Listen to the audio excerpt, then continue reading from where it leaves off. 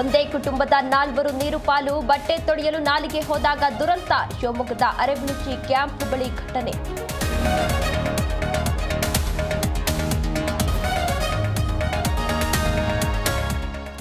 ನಮ್ಮದು ನುಡಿದಂತೆ ನಡೆದ ಸರ್ಕಾರ. ಕೊಟ್ಟ ಎಲ್ಲ ಭರವಸೆಗಳನ್ನ ಈಡೇರಿಸಿದ್ದೇವೆ. 2028ಕ್ಕೂ ನಮ್ಮದೇ ಅಧಿಕಾರ ಎಂದ ಸಲೀಂ ಅಹಮದ್.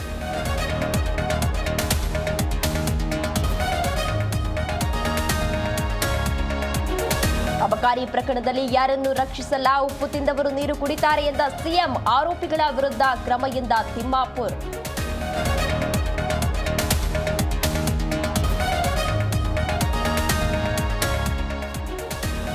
ಸೌಲಭ್ಯಗಳಿಲ್ಲದೆ ನರಳುತ್ತಾ ಇದೆ ಸರ್ಕಾರಿ ಶಾಲೆ. ಬಿರುಕು ಬಿಟ್ಟ ಕೊಠಡಿಯಲ್ಲಿ ಮಕ್ಕಳ ಪಾಠ ಪ್ರವಚನ.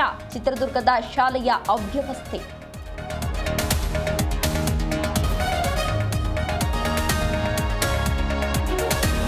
ಲಕ್ಕುಂಡಿಯ ಉತ್ಖನನದಲ್ಲಿ ಶಿವಲಿಂಗ ಪತ್ತೆ. ಪುರಾತತ್ವ ಇಲಾಖೆ ಅಧಿಕಾರಿಗಳ ಸಂಗ್ರಹ.